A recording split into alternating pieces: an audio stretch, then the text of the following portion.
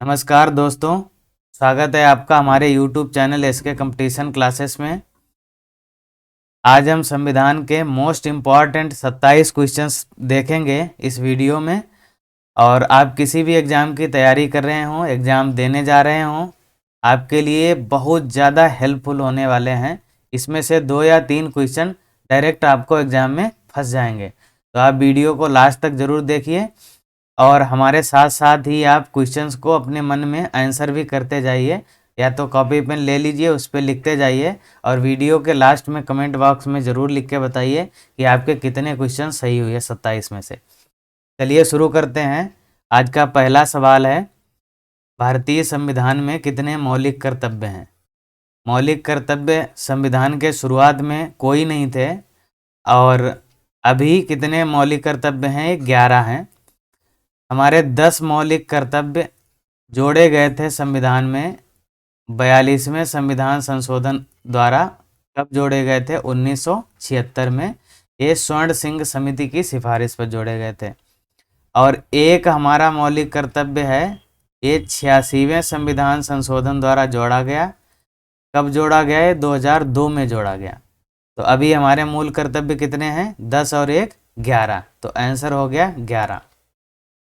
दूसरा क्वेश्चन देखते हैं, भारत के राष्ट्रपति अपना त्याग पत्र किसको संबोधित करके देते हैं?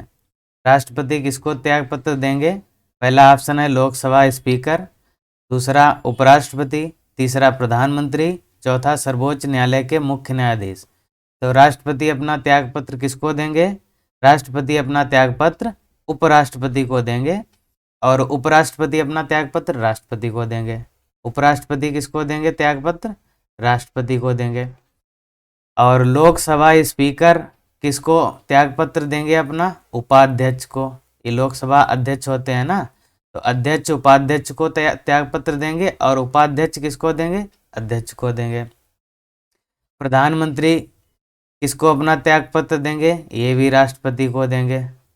और सर्वोच्च न्यायालय के मुख्य न्यायाधीश ये भी राष्ट्रपति को ही अपना त्याग पत्र देते हैं। ठीक है, तीसरा क्वेश्चन देखते हैं, भारत के राष्ट्रपति को कार्य अवधि की समाप्ति से पूर्व भी पद से हटाया जा सकता है। कैसे हटाया जा सकता है? सत्ताधारी राजनीतिक दल द्वारा? नहीं। प्रधानमंत्री द्वारा? महाभियोग द्वारा? न्यायालय में ट्रायल द्वारा?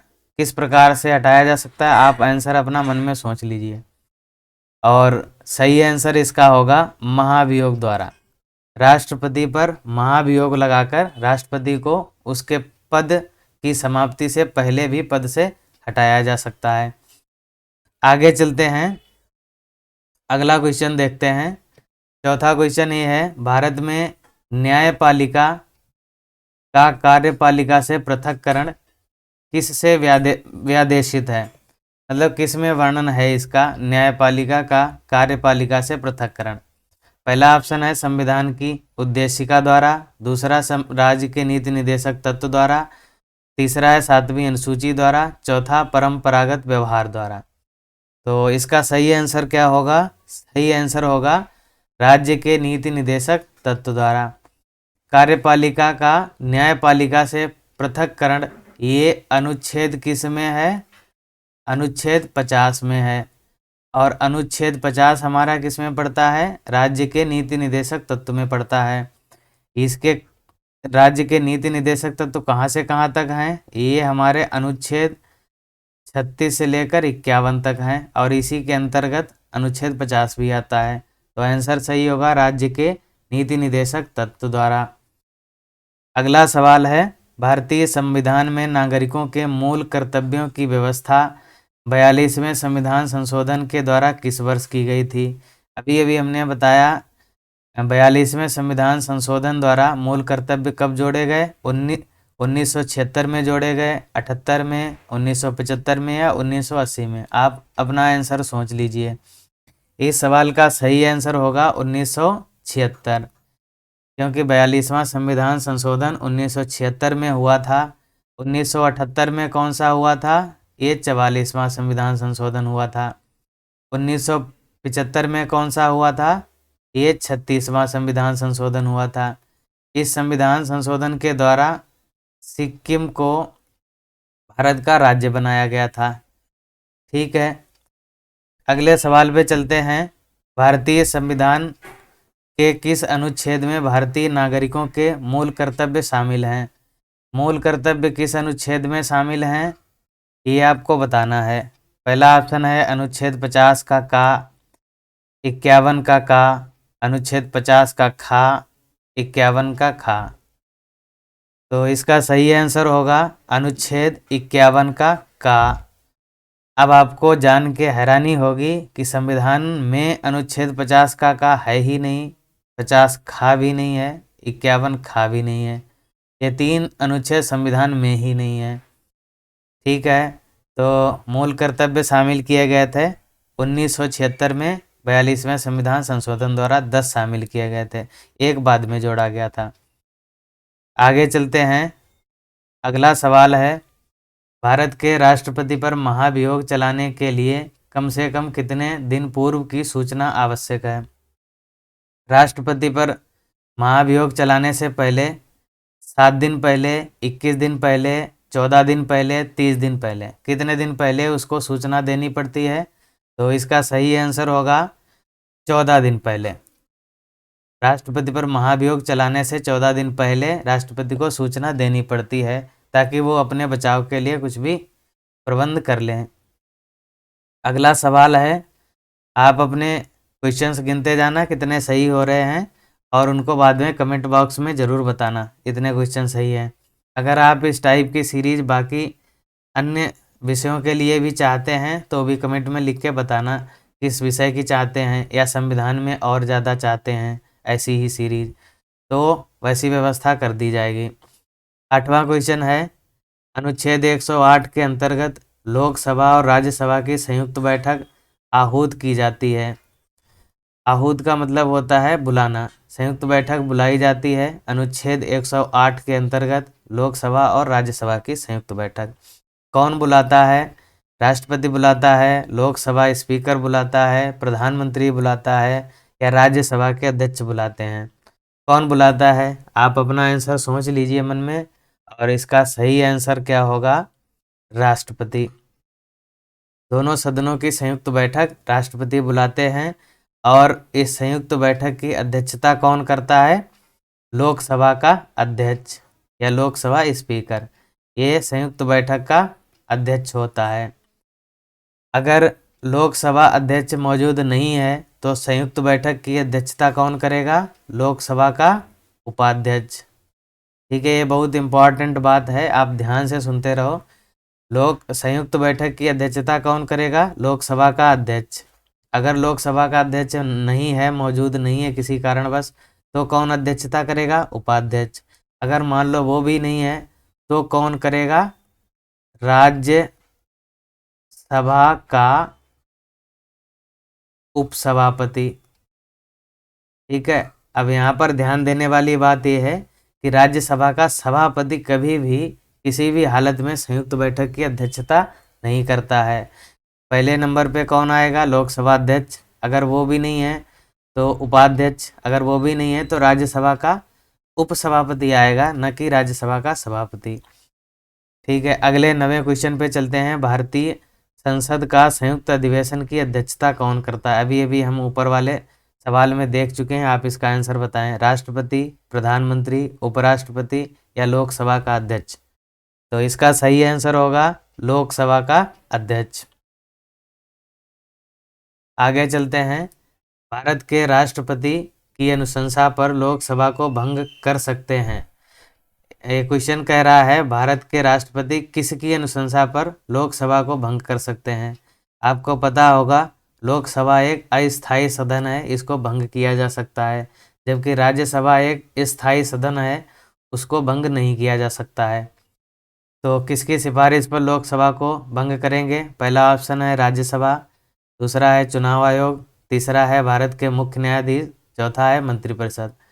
तो इसका सही जवाब होगा मंत्रिपरिषद की सलाह पर, मंत्रिपरिषद की अनुशंसा पर राष्ट्रपति लोकसभा को भंग कर सकते हैं। वैसे भी ज़्यादातर काम राष्ट्रपति जो करते हैं वो मंत्रिपरिषद की सलाह से ही करते हैं। अगला सवाल है 11वां। निम्नलिखित में से राष्ट्रपति किसकी नियुक्ति करता है? ये अच्छा सवाल है, इम्पॉर्टेंट सवाल है, इम्पॉर्टेंट में भी इम्पॉर्टेंट सवाल है, आप इसको ध्यान रखिएगा। पहला सॉरी पहला ऑप्शन है भारत का महान्यायवादी, दूसरा ऑप्शन है भारत नियंत्रक एवं महालेखा परीक्षक, तीसरा ऑप्शन है एक राज्य का राज्यपाल और चौथा ऑप्शन है उपरोक्त सभी। अब आप अपना आंसर अपने मन में सोच लीजिए और इसका सही आंसर होगा उपरोक्त सभी, क्योंकि राष्ट्रपति उपरोक्त सभी की नियुक्ति करता है। भारत के महान्यायवादी की भी नियुक्ति करता है, नियंत्रक एवं महालेखा परीक्षक की भी नियुक्ति करता है और राज्य के राज्यपालों की भी नियुक्ति राष्ट्रपति ही करता है। अगले सवाल पे चलते हैं। सवाल नंबर 12 है, स्वतंत्र भारत के प्रथम राष्ट्रपति थे? उत्तर प्रदेश से थे, बिहार से थे, आंध्र प्रदेश से थे, तमिलनाडु से थे। आपको बताना है भारत के पहले राष्ट्रपति कहाँ से थे। तो आप बताओ, इसका सही आंसर होगा, हम बताते हैं, आप अपना मन में सोच लो। भारत के प्रथम राष्ट्रपति थे कौन? भारत के प्रथम राष्ट्रपति थे डॉक्टर राजेंद्र प्रसाद और ये कहाँ से थे? ये बिहार से थे। अगला सवाल देखते हैं। राज्यसभा का पदेन अध्यक्ष कौन होता है? राष्ट्रपति, उपराष्ट्रपति, प्रधानमंत्री या इनमें से कोई नहीं? आप अपना आंसर सोच लो, सही आंसर क्या होगा? उपराष्ट्रपति। राज्यसभा के पदेन अध्यक्ष उपराष्ट्रपति होते हैं, ठीक है, लेकिन ये उपराष्ट्रपति राज्यसभा के सदस्य नहीं होते हैं, ये बात ध्यान रखनी है। 14वां क्वेश्चन है, उपराष्ट्रपति को उसके पद से निम्न में से किसके प्रस्ताव द्वारा हटाया जा सकता है? उपराष्ट्रपति को किसके प्रस्ताव द्वारा हटाया जा सकता है? आपके ऑप्शन है राज्य परिषद के, कैबिनेट के, लोकसभा के, मंत्रिपरिषद के। किसके प्रस्ताव द्वारा हटाया जा सकता है उपराष्ट्रपति को? आप अपना जवाब सोचो, इसका सही आंसर होगा आंसर नंबर ए, राज्य परिषद। राज्य परिषद का यहाँ पर मतलब है राज्यसभा, राज्यसभा, क्योंकि राज्यसभा का सभापति होता है ना उपराष्ट्रपति, तो उसको राज्यसभा के प्रस्ताव द्वारा ही हटाया जा सकता है। अगला क्वेश्चन है क्वेश्चन नंबर 15, निम्नलिखित में से किस एक की अध्यक्षता ऐसे द्वारा होती है जो उसका सदस्य नहीं होता है? आपका ऑप्शन है लोकसभा, दूसरा ऑप्शन राज्यसभा, तीसरा ऑप्शन विधानसभा, चौथा ऑप्शन मंत्रिपरिषद। तो आपको बताना है किसकी अध्यक्षता ऐसे व्यक्ति द्वारा होती है जो उसका सदस्य नहीं होता है। तो आंसर क्या होगा? आप अपना आंसर देख लो, सही आंसर इसका होगा राज्यसभा। अभी अभी हमने ऊपर देखा कि राज्यसभा का 13वें क्वेश्चन में देखा, राज्यसभा का पदेन अध्यक्ष कौन होता है? उपराष्ट्रपति, ठीक है, लेकिन उपराष्ट्रपति राज्यसभा का सदस्य नहीं होता है, अभी हमने बताया। तो राज्यसभा की जो अध्यक्षता करता है वो उसका सदस्य नहीं होता है, यही सवाल में पूछ रहा है। आगे चलते हैं। अगला सवाल है, भारत का प्रधानमंत्री निर्वाचित होता है, मनोनीत होता है, चयनित होता है या नियुक्त होता है? ये बहुत ज़्यादा इम्पॉर्टेंट क्वेश्चन है, थोड़ा सा टफ भी है, इसको आप याद रखेंगे, बिल्कुल क्वेश्चन सीधे सीधे आ सकता है। तो आपका आंसर अपना देख लो और सही आंसर इसका होगा राष्ट्रपति की नियुक्ति की जाती है, राष्ट्रपति नियुक्त होता है। और इसकी नियुक्ति कौन करता है, किसके द्वारा नियुक्त होता है? प्रधानमंत्री किसके द्वारा नियुक्त होता है? ये राष्ट्रपति द्वारा नियुक्त होता है, प्रधानमंत्री। अगला सवाल है, जो व्यक्ति संसद का सदस्य नहीं है केंद्रीय मंत्री रह सकता है? ये भी इम्पॉर्टेंट क्वेश्चन है, क्वेश्चन तो सारे इम्पॉर्टेंट हैं, इम्पॉर्टेंट में भी इम्पॉर्टेंट यहाँ पर बताए जा रहे हैं।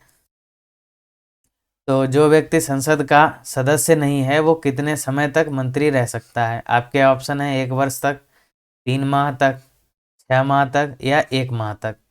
तो अपना आंसर आप सोच लो, सही आंसर होगा इसका 6 माह तक। 6 माह तक कोई भी व्यक्ति मंत्री रह सकता है, चाहे वो संसद का सदस्य हो या नहीं हो। जैसे अभी एक मतलब कहावत प्रसिद्ध है कि आपको भी राष्ट्रपति उठा के अभी मंत्री बना सकते हैं, राष्ट्रपति की ये पावर में है कि किसी भी व्यक्ति को उठा के वो मंत्री बना सकते हैं, या उनका विवेकाधिकार है, लेकिन 6 महीने तक केवल। 6 महीने के बाद में उसे लोकसभा या राज्यसभा का सदस्य बनना ही पड़ेगा, चाहे वो इलेक्शन के थ्रू बने या मनोनीत होके बने। अगला सवाल देखते हैं, लोकसभा के कम से कम कितने सत्र बुलाए जा सकते हैं। यहाँ पे क्वेश्चन में होगा लोकसभा के कम से कम कितने सत्र बुलाए जा सकते हैं। वर्ष में 1 बार, वर्ष में 3 बार, वर्ष में 4 बार, वर्ष में 2 बार। तो लोकसभा के कितने सत्र कम से कम बुलाए जा सकते हैं, अपना आंसर आप सोच लो, और इसका सही आंसर होगा आंसर नंबर डी, वर्ष में 2 बार। लोकसभा के कम से कम 2 बार सत्र बुलाए जाने चाहिए, एक साल में 2 बार से कम नहीं बुला सकते। इसके पीछे का कॉन्सेप्ट ये है कि संविधान में लिखा हुआ है कि किसी भी 2 सत्रों के बीच अधिकतम गैप जो है वो 6 महीने का हो सकता है, इससे ज़्यादा नहीं हो सकता है।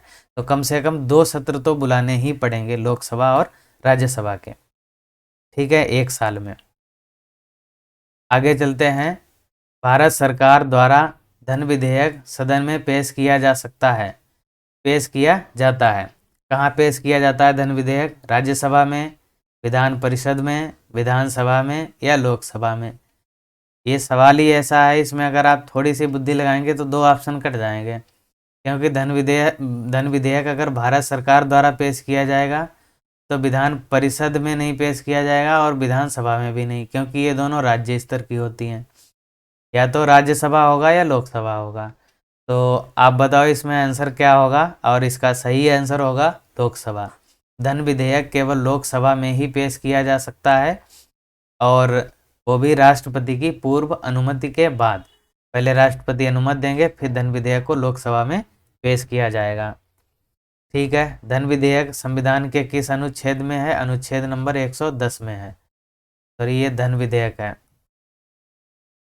धन विधेयक संविधान के अनुच्छेद 110 में है। अगला सवाल है सवाल नंबर 20, राज्यसभा के सदस्य चुने जाते हैं, आपको बताना है कितने समय के लिए चुने जाते हैं। तो पहला ऑप्शन है 4 वर्ष के लिए, दूसरा ऑप्शन है 6 वर्ष के लिए, तीसरा ऑप्शन है 5 वर्ष के लिए, और चौथा ऑप्शन है आजीवन। तो राज्यसभा के सदस्य कितने समय के लिए चुने जाते हैं, आप अपना आंसर सोच लो, और सही आंसर होगा इसका आंसर नंबर बी, 6 वर्ष के लिए। राज्यसभा के सभी सदस्य 6 वर्ष के लिए चुने जाते हैं, और लोकसभा के सदस्य कितने साल के लिए चुने जाते हैं? 5 साल के लिए। ये लोकसभा के सदस्य चुने जाते हैं 5 साल के लिए, ठीक है। अगला सवाल 21 नंबर है, भारत में उच्चतम न्यायालय का उद्घाटन किस तिथि में हुआ था? सुप्रीम कोर्ट का उद्घाटन किस तिथि में हुआ था, आपको बताना है। पहला ऑप्शन 27 जनवरी 1950, 29 जनवरी 1950, 28 जनवरी 1950 या 30 जनवरी 1950। ये सवाल बहुत इम्पॉर्टेंट है, आप अपना आंसर सोचो इसका, और इसका सही आंसर होगा 28 जनवरी 1950 को सुप्रीम कोर्ट का उद्घाटन हुआ था। अगला सवाल देखते हैं, सर्वोच्च न्यायालय के न्यायाधीशों की सेवानिवृत्ति की उम्र क्या है? तो सर्वोच्च न्यायालय के न्यायाधीश कितने वर्ष तक पद पे रहते हैं, उनकी सेवानिवृत्ति की आयु क्या है? पहला ऑप्शन है 60 वर्ष, दूसरा है 62 वर्ष, तीसरा है 65 वर्ष और चौथा है 70 वर्ष। तो सही आंसर होगा इसमें 65 वर्ष।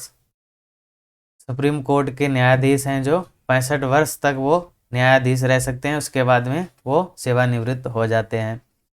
अगला सवाल नंबर 23 है, निम्न संविधान संशोधनों में से किस एक के द्वारा पहली बार संविधान में दल बदल विरोधी प्रावधान किया गया था? तो दल बदल विरोधी प्रावधान सबसे पहली बार कब किया गया, किस संशोधन द्वारा किया गया, आपको बताना है।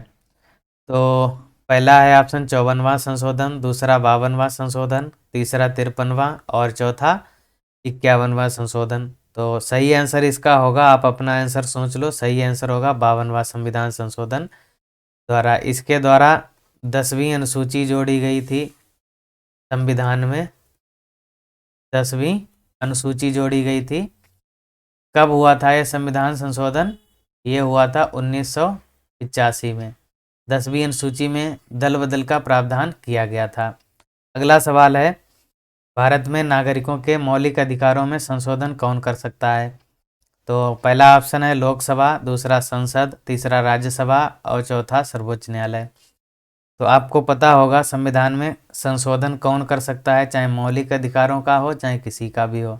संविधान में संशोधन करने की शक्ति केवल एक ही संस्था के पास है, और अपना आंसर सोचो आप, और इसका सही आंसर है संसद। संविधान में केवल संसद ही संशोधन कर सकती है। लोकसभा और राज्यसभा अकेले कैसे करेंगी? दोनों जब मिलेंगे तभी संशोधन होगा। लोकसभा से भी पास होगा, राज्यसभा से भी पास होगा। सर्वोच्च न्यायालय तो संशोधन से लेना ही देना नहीं उसका कुछ। चलिए अगला सवाल देखते हैं। उच्च न्यायालय के न्यायमूर्ति की सेवानिवृत्ति की आयु कितनी है? अभी हमने देखा था सुप्रीम कोर्ट के न्यायाधीश की कितनी थी सेवानिवृत्ति की आयु? 65 साल। अब उच्च न्यायालय के न्यायमूर्ति की कितनी होगी? पहला ऑप्शन है 65 वर्ष, दूसरा 62 वर्ष, तीसरा 60 वर्ष, चौथा 58 वर्ष। तो सही आंसर होगा, आप अपना आंसर सोचो, सही आंसर होगा 62 साल। सुप्रीम कोर्ट के लिए 65 साल है और हाई कोर्ट के लिए 62 साल है। ठीक है। 26वां सवाल देखते हैं। भारत का प्रधानमंत्री किसके प्रति जवाबदेह है? तो पहला ऑप्शन है मंत्रिमंडल, दूसरा है राष्ट्रपति, तीसरा है लोकसभा और चौथा है राज्यसभा। ये बहुत इंपॉर्टेंट क्वेश्चन है, आपका बहुत लोगों का गलत भी होगा। आप अपना आंसर सोच लो, दिमाग लगा लो, 3 सेकंड का टाइम मिल रहा है आपको। अब इसका सही आंसर क्या होगा? प्रधानमंत्री किसके प्रति जवाबदेह होते हैं? ये होते हैं लोकसभा के प्रति। प्रधानमंत्री के साथ साथ में सभी मंत्री भी और प्रधानमंत्री भी लोकसभा के प्रति ही जिम्मेदार होते हैं, जवाबदेह होते हैं। अब एक बात आपको पता होगी या नहीं पता होगी कि कोई भी संसद का, चाहे राज्यसभा का सदस्य हो चाहे लोकसभा का सदस्य हो, वो प्रधानमंत्री बन सकता है। हमारे प्रधानमंत्री का जरूरी नहीं है कि वो लोकसभा सांसद हों, वो राज्यसभा सांसद होंगे तभी प्रधानमंत्री बन सकते हैं। लेकिन अगर प्रधानमंत्री राज्यसभा का सांसद है, फिर भी वो जिम्मेदार किसके प्रति होगा? केवल लोकसभा के प्रति जवाबदेह होगा, चाहे किसी भी सदन का सदस्य हो वो, लेकिन जवाबदेही उसकी केवल लोकसभा के प्रति ही होगी। ये बात ध्यान रखना। आज का आखिरी सवाल है, संसदीय शासन में वास्तविक कार्यपालिका शक्ति किसके पास होती है? वास्तविक कार्यपालिका शक्ति किसके पास होती है? पहला ऑप्शन है संसद, दूसरा राष्ट्रपति, तीसरा प्रधानमंत्री और चौथा नौकरशाही। नौकरशाही में जितने कर्मचारी लोग हैं, IAS IPS से लेकर सेक्रेटरी नीचे तक, बाबू तक, ये सारे। तो आप सही आंसर मैं बताता हूँ और आपका आंसर अपना सोच लो, और इसका सही आंसर होगा वास्तविक कार्यपालिका शक्ति किसके पास होगी? प्रधानमंत्री के पास। वैसे कार्यपालिका का प्रमुख राष्ट्रपति होता है, लेकिन उनके पास वास्तविक शक्ति नहीं होती, वो केवल नाम मात्र के होते हैं। नाम मात्र के होने का मतलब है कि सारे काम उनके नाम से होंगे, लेकिन करेगा कौन? प्रधानमंत्री। ठीक है। तो आज की क्लास में इतना ही। अगर आपको वीडियो अच्छा लगा हो तो वीडियो को लाइक कर दीजिए, और चैनल पे नए हैं तो सब्सक्राइब कर लीजिए, और इसमें अपने कमेंट बॉक्स में आंसर बता दीजिए कितने सही हुए हैं 27 में से। और आगे के लिए आप कमेंट बॉक्स में सुझाव भी लिखिए कि आगे हम इस तरीके की सीरीज़ बनाएं, किस किस सब्जेक्ट पे बनाएं, या संविधान पे भी और ज़्यादा बनाएं, या आधुनिक भारत के इतिहास पे बनाएं, या बाकी किसी पे बनाएं, मध्यकालीन पे, प्राचीन भारत पे, मुगल काल पे बनाएं, भूगोल पे बनाएं, अर्थव्यवस्था पे बनाएं, साइंस पे बनाएं। मतलब इस तरीके की आप जो भी चीज़ चाहते हैं आप कमेंट बॉक्स में लिखिए ज़रूर, और वीडियो को लाइक करिए और चैनल को सब्सक्राइब ज़रूर कर लीजिए। मिलते हैं अगली क्लास में। और एक बात और, हमारे यहाँ पे इस चैनल पे रोज़ सुबह सुबह 7 बजे डेली करंट अफेयर्स की क्लास होती है, करीब 15 मिनट की क्लास रहती है। उसमें उस दिन के सारे करंट अफेयर्स बहुत कायदे से क्वेश्चन के माध्यम से और पॉइंट्स के माध्यम से बताए जाते हैं। आप उसको रोज़ का रोज़ ज्वाइन कर सकते हैं, और अगर रोज़ ज्वाइन करते रहेंगे तो करंट अफेयर्स में आपका कोई भी क्वेश्चन बाहर से आ ही नहीं सकता, संभावना ही नहीं बनती अगर आप उनको कंप्लीट करते रहें तो। और वीकली करंट अफेयर्स की क्लासेस भी होती हैं, मंथली क्लासेस भी होती हैं, आप अपनी सुविधा के अनुसार कर सकते हैं। ज़्यादा अच्छा होगा आप डेली वाली करंट अफेयर्स की क्लासेस ज्वाइन करें। 15 मिनट की क्लास होती है, ज़्यादा नहीं, उसी में पूरे दिन का जितना भी करंट अफेयर्स होता है वो उसमें बता दिया जाता है, तो आप उसको देख सकते हैं। बाकी आप चैनल को सब्सक्राइब कर लीजिए अगर नए हैं, और वीडियो को लाइक ज़रूर कर दीजिए। कमेंट बॉक्स में अपने सुझाव, अपने सही वाले आंसर ज़रूर मेंशन कर दीजिए। चलिए मिलते हैं अगली क्लास में, तब तक के लिए आप अपना ध्यान रखिए, स्वस्थ रहिए और खूब पढ़ाई लिखाई करते रहिए, और 2023 में कम से कम एक नौकरी आपके हाथ में होनी चाहिए। चलिए मिलते हैं अगली क्लास में। Take care. Thank you very much for watching.